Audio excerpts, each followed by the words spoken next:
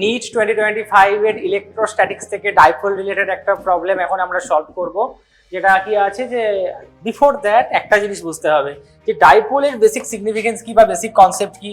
আর যেহেতু এই কোয়েশ্চেনটা আছে ডাইপোলের পোটেনশিয়াল এনার্জি রিলেটেড, তো একটা ইলেকট্রিক ফিল্ডে, ইউনিফর্ম ইলেকট্রিক ফিল্ডে ডাইপোলকে যদি আমরা প্লেস করি তো তার পোটেনশিয়াল এনার্জি কিভাবে লেখা যায়। তো বিফোর দ্যাট একটা জিনিসই বলবো, সাপোজ এটা বুঝতে পারছো একটা ইলেকট্রিক ফিল্ড, ডাইপোল মানে কি দুটো পোল থাকে, নেগেটিভ থেকে কোন দিকে হয়, পজিটিভ থেকে হয়। এটাকে যদি পি ভেক্টর দিয়ে লিখি, ভেক্টর কোয়ান্টিটি কিন্তু এরা, আর যদি থিটা অ্যাঙ্গেলে থাকে, ইলেকট্রিক ফিল্ডের সাথে কত অ্যাঙ্গেলে থাকে, থিটা অ্যাঙ্গেলে থাকে, তাহলে এর পোটেনশিয়াল এনার্জিকে লেখা যায়, এটা scalar quantity, minus of p dot ই।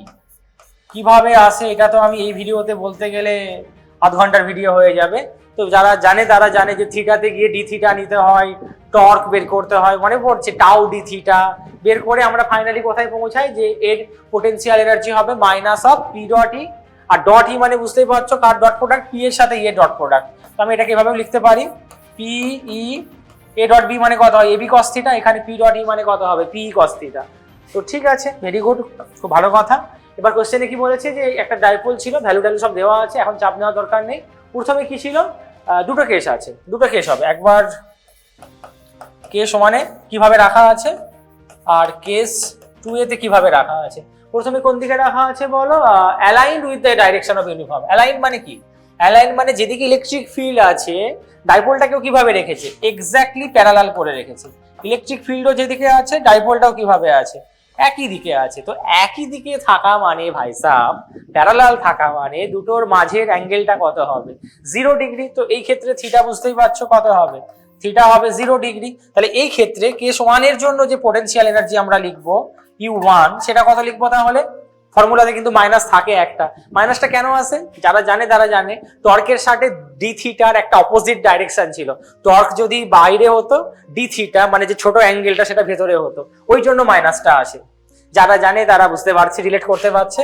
তাহলে U1 কত হবে বলো, মাইনাস পিই কস কত ডিগ্রি আছে, 0 ডিগ্রি।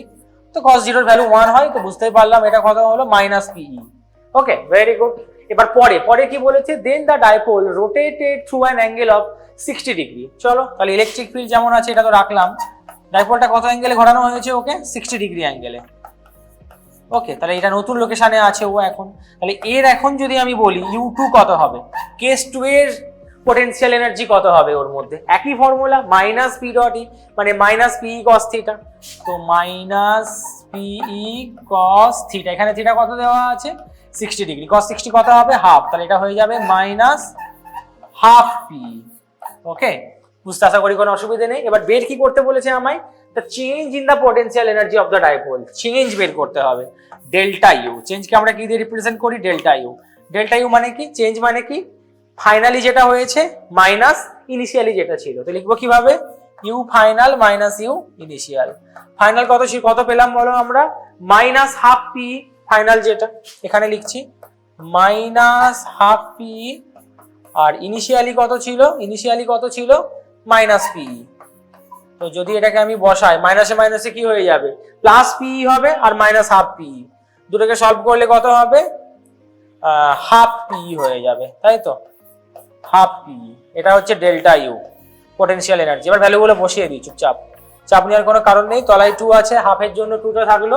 পি এর ভ্যালু কত দেওয়া আছে, পি এর ভ্যালু কত দেওয়া আছে, এই যে ডাইপোল মোমেন্ট 5 × 10⁻⁻6, আর ইলেকট্রিক ফিল্ডও দেওয়া আছে 4 × 10⁵। তাহলে এটা হবে 5 × 10⁻⁻6, তাই তো, 5 × 10⁻⁻6, আর ই আছে 4 × 10⁵, ইন্টু কত হবে, 4 × 10⁵। তো এটাকে যদি আমরা ফার্দার সলভ করি, 5 4 যা 20, 20 × 10⁵ আর -6 মানে 10⁻−1/2। তাহলে বুঝতেই পারছো -1 মানে একটা 0 কেটে যাবে, 2/2, 2/2 কেটে গিয়ে কত হবে, 1। আর ইউনিট কি হবে, এনার্জির যা ইউনিট হয় জুল। তাহলে আনসার কত হবে, 1 জুল। চলো এবার অপশন দেখা যাক, অপশন দেখা যাক কোনটা হচ্ছে, yes option 4 is correct, 1 joule. আশা করি বুঝতে কোনো অসুবিধা হয়নি।